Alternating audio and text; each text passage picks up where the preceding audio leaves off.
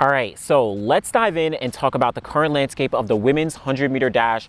The USA Olympic trials have already capped off. The Jamaican Olympic trials have already capped off. And, you know, we're seeing other trials across the world, whether it's the Great Britain trials, right, and other championships going on. But we're starting to see all the women really settle into their positions as we look forward to the Paris Olympic Games. And it's going to be extremely hot. Check out the video I already did on the men's 100-meter dash, as, you know, that's going to be a very competitive event as we look towards Paris. But let's dive into the women's event, as this is, you know, arguably an even more mixed bag, especially coming off the US and Jamaican Olympic trials. So first off, I think, you know, one of the favorites and probably the top favorite as we look forward to Paris is Sha'Carri Richardson. She's already run a world lead of 10.71 seconds to win the Olympic trials here in the United States. And she's coming off the world championship title in 2023 in Budapest. Of course, you know, she, wasn't able to get onto the teams in 2021 as well as 2022, but she put it together. And even looking through 2023, she was extremely consistent all throughout the year, winning multiple Diamond League races, whether it's, you know, early on in the season, winning in Doha, or later in the season, winning in Poland, and then of course capping off with a win in at the Budapest World Championships. She was very, very consistent. Here at the Olympic trials in the United States, she was able to run that 10.71. She was able to make progression all throughout the rounds. And obviously, she is the favorite going into the Olympic Games. She is a gold medal favorite. Now, that doesn't mean that she is locked up and, 100% going to win that gold medal. But just considering the trajectory that we've seen and considering the landscape of the 100-meter dash right now, Sha'Carri Richardson is the one with the target on her back and, on pace to be able to get that gold medal at Paris Olympic Games. Now, behind her, we do have a very, very competitive field that is going to be pushing someone like Sha'Carri to, fight for that gold medal. Number 2 on the all-time list, outside of Josee Shears, right? She didn't make the Olympic team. She didn't even compete here, but you have Julien Alfred. She's already run 10.78 seconds this year, actually down in Jamaica at the Racers Grand Prix, I think it was. And 10.78 is a very strong time. Personal best for Julien Alfred. I think that actually improved her personal best from, dating back to 2022, right? She had run 10.81 seconds. And Julien Alfred has the benefit of not having to deal with an Olympic trials, right? She doesn't have to get selected. She's already on the team for St. Lucia. And last year, she came off the NCAA with an amazing string of performances that ultimately led to her getting 5th place at the World Championships in the 100, 4th place in the 200. I really like where Julien Alfred is at. She is one of the biggest rising talents in the sport right now. And she's very dangerous, right? She, I think, realizes that there's so many women who are running 10.6s between Shericka Jackson, between Sha'Carri Richardson, between, Shelly-Ann Fraser-Pryce. A lot of women have dipped into that 10.6 range, and she's going to have to be able to do that. Even someone like Talou, who has run 10.72, Julien Alfred realizes that, I can't get 5th place, again. I want to make sure that I get on that podium, and I'm in a great position to do so. I really like where Julien Alfred is at, and she's going to be a strong contender to not only get on the podium, but potentially challenge for that gold medal. It's going to be tight, but Julien Alfred has the talent, she has ability, and she is a very strong favorite to, get on that podium. Now, next behind her, we're looking at Shericka Jackson. Now, Shericka Jackson, she's run 10.84 seconds early on in the season. People like myself were kind of having questions around, is she going to be fit? Is she going to be ready? We saw a couple 200s that she ran, out in Europe where she was running, 22.9, 22.8, 22.6. That, of course, raised some questions on, can she get back to her form, that she was in last year, that 10.65, that 21.4 form. She had opened up her season with an 11.03 second run, and that I think was actually pretty good run considering how early, how it was relative to, her season where she took the time off. She didn't run indoors, which is, I think, one of the first times ever that she hadn't run in a long time. She also started a little bit later. I did like that 11.03, but she came to Jamaican trials and she showed up. She got very consistent through the rounds, 10.99, 10.87, and then 10.84 seconds. This proves to me that Shericka Jackson is ready to challenge for a gold medal. Now, if I was to pick right now, obviously I can't pick her for the gold medal yet, considering Sha'Carri Richardson is already running 10.7s, considering, she's on the cusp of 10.6s. I do think that Shericka Jackson is, foregone conclusion, she's going to get back into the 10.7s. It's only a question on if she's going to be able to get back into those 10.6s and then challenge Sha'Carri Richardson for the gold medal. That's the only question at the moment right now. Also, like I said, Julien Alfred is always in that conversation as well. So the big thing here is that she bought herself some more time and she's going to be a threat at the Olympic Games. It's going to be hard to see 3 people beating her at the Olympics. I would be shocked if she didn't get on the podium. Shericka Shericka is a once-in-a-generation talent, and she is a gamer. She is an absolute gamer. So looking forward to seeing what Shericka Jackson does. After that, we have Melissa Jefferson. Now, jumping back up a little bit, Melissa Jefferson has run 10.80 seconds. She had a very, very, steady progress throughout her season. She had very steady progress throughout her season, where at Prefontaine, she was able to run a very good race behind some of the other women. She ran, I think it was 10.92 entering the Olympic trials. She got to the Olympic trials, and she just rolled all throughout the rounds, running those consistent, sub-11 performances, capping it off with a personal best of 10.80 seconds in that final behind Sha'Carri Richardson. Melissa Jefferson is a very, very strong threat to get on the podium as well. At the 2022 World Championship, she made it to the World Championship final there. Now, I think she finished last place in that 100-meter final, but the thing about Melissa is she switched coaches to Dennis Mitchell, so she's now actually being trained with Sha'Carri Richardson, TT Terry, et cetera, et cetera.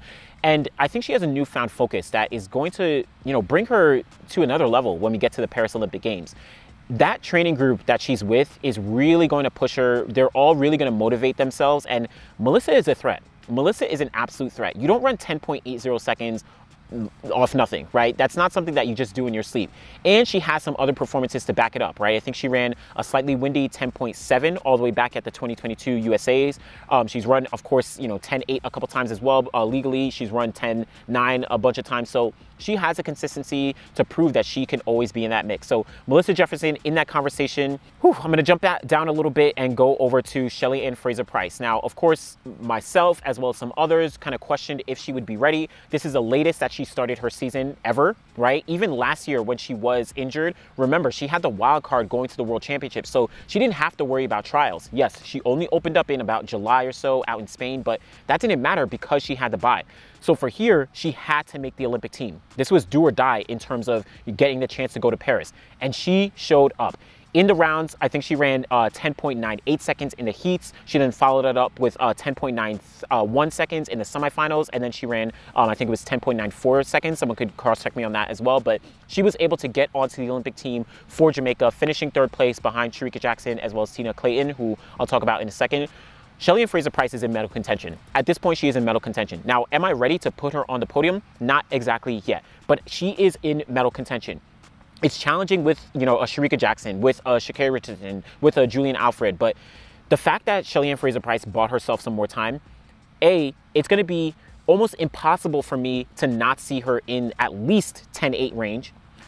B, she has the potential to get to 10.7. And if you're in 10.7 form, you could get on the podium. I don't know if I'm ready to say it's going to take 10.6 to get on the podium, but Shelly-Ann is capable of 10.7 once again. So, man, this is going to be her final Olympic Games. This is going to be the, the send-off. And this would be the end of an era for whether it's Jamaican sprinting or sprinting as a whole, with her ushering in a new generation of sprinters across the board. Whether that's, you're talking about Elaine Thompson-Herah, you're talking about, Tori Bowie, right? You're talking about Tiana Madison, you're talking about, Sha'Carri Richardson, Shericka Jackson, all these women, Marie-Josée Talou, Marilla Hure, right? All these women who have been able to get on the podiums, throughout the past, 15 years at this point, 16 years since 2008, these women have been living in the Shelly-Ann Fraser-Pryce era. And man, it's going to be a crazy send-off. But at this moment, she is a serious medal threat, but I'm not ready to put her on the podium just yet.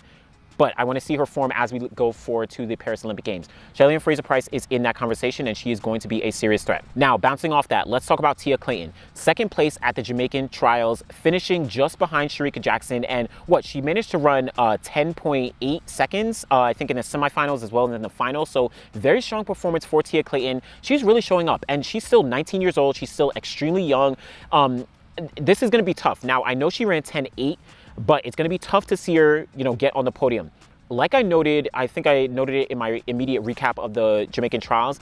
Think back to some of the other Jamaicans who, have gotten onto teams and have, been able to go to the Olympic Games or the World Championships, right? Natasha Morrison, Sasha Lee Forbes, Christiana Williams. There's a couple women who have been able to, make these teams, but they haven't been able to get on the podium. I think Williams in 2016 in Rio, she was the quote-unquote highest finisher, and she finished last place in that final. And I'm talking about this outside of Shelly-Ann Fraser-Pryce, Shericka Jackson, Elaine Thompson-Herah, right? Those were always the big three, but anyone else, they haven't been able to perform to the best of their ability relative to the rest of the world, right?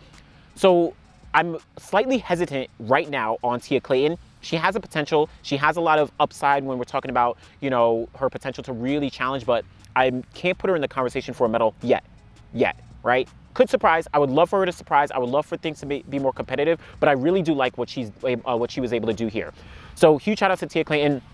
After that, we have Twanisha Terry. Twanisha Terry is another one similar to Melissa Jefferson. Like I said, Melissa as well as Sha'Carri, they all trained together under Dennis Mitchell. Melissa was dealing with a quad injury, I think, earlier on in the season, but she was able to really get things together. I did slightly mention that, you know, in my previews, you can check those out, the Prefontaine recap that I did, as well as the, you know, the USA Olympic Trials preview that I did for the 100s. I did say TT Terry is always in that conversation, and she should never be forgotten. Now, I didn't pick her for the team because she had a best of 11.19 seconds entering the trials. But she was able to perform here, getting a best of 10.89 seconds, one of her fastest times. Similar to, you know, some of the others, she could be in medal contention, right? She made the World Championship team in 2022, but she didn't make the final there. She made the semis. She always performs on those relays. So it'll be interesting to see what she does in Paris. Again, I'm not sure if I can slot her in for a medal right now, but again, similar to like Tia Clayton, she could surprise as well. So really excited to see Twanisha Terry on this team. Really, really looking forward to seeing what she's going to be able to do.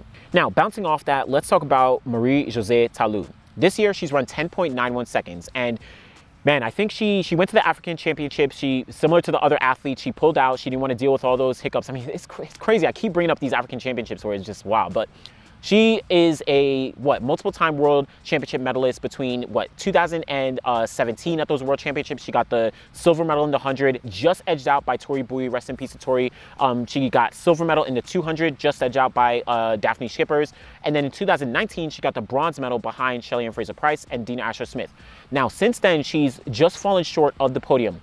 2021 at the Olympic Games, she got 4th place. 2016 actually at the Olympic Games as well, she got 4th place in the 100 and I think the 200 as well. 2022 at the World Championship, she faltered a little bit. I think she got either 5th, 6th, or 7th place. I forget exactly, 5th or 6th place. 2023, she came up short just slightly as well, and she got 4th place there. So Talou, in recent years, has kind of been on the outside looking in. Let's never forget the medals that she was able to get, right, in her career. Let's not act like she's always been getting 4th, but this is going to be a make or break year for Marie-Josée Talou, right? There's so many women, there's so many young women who are on the rise, who are in the conversation, and Talou is really going to have to put her best foot forward. I do like where she's at, 10.91 seconds. Similar to Julien Alfred, she doesn't have a trials to worry about. She doesn't have to, worry about peaking for in the middle of the season, like Olympic trials for USA or, Olympic trials for Jamaica. She's dead set on Paris, and she's run 10.72 seconds. That's her personal best. So she's capable of it. She's run 10.7 last year. So Talou is very capable of getting on the podium and completely, quote unquote, spoiling the party, even though if she gets on the podium, that's not a spoiler, right? She's probably, one of the top athletes, in the world right now. So Marie-Josée Talou, very much in that conversation. Also want to talk about Dina Smith. Now, Dina Smith has really kind of turned up in the past year, early in the season as, last year she didn't have the greatest season. I think she was dealing with some injuries. 2022, she also was dealing with some injuries and some setbacks. I think she got 4th place in the 100 meters, got the bronze in the 200.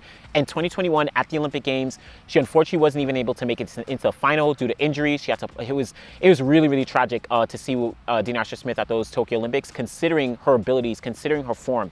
This year, she's since moved to Texas, coached under Edric Floreal, along with Julien Alfred, along with Rashida Adeleke, Lenita Thomas. I like where she's at. I think that she is really making some strong progress, and she is capable of getting back on the podium once again. Like I previously noted, she got the silver medal at the World Championships in 2019 behind Shelly-Ann Fraser-Pryce. That's the only 100-meter medal that she does have, but if she's already running this, I mean, she has the capabilities of running 10.7. She does have that capabilities. Now, is that going to be enough when you have Sha'Carri, when you have Shericka, when you have Julien, when you have Talou, right? When you have the reemergence of Shelly-Ann? It's going to be very tough, but Dina Smith should never be forgotten. She is definitely one who is in the conversation here. Now, so many other women are definitely in this conversation between Neita from Great Britain and Swoboda from Poland. You have Dosso from Italy, right? There's so many women who are very much kind of creeping in and could be spoilers, definitely could make the final. I'm excited to see how things pan out, when we're talking about the women's 100-meter dash, but that's kind of the grander landscape of the event right now. It is very competitive, but like I noted, Sha'Carri Richardson, I think she is the favorite right now. we could see some spoilers. We could see some people, you know, really upset as we look forward over the next, what, 4 to 5 weeks leading up to the Olympic Games. It's going to be competitive, but let me know what you think of the 100-meter dash. Do you think that Sha'Carri Richardson is going to get that gold? Do you think that Shericka Jackson is going to steal things and, you know, get on the podium for the first time ever? Or do you think that Julien Alfred is going to be the one to finally get on that podium and to solidify her spot as one of the young greats? Let me know what you think. Always appreciate y'all. Thanks for watching.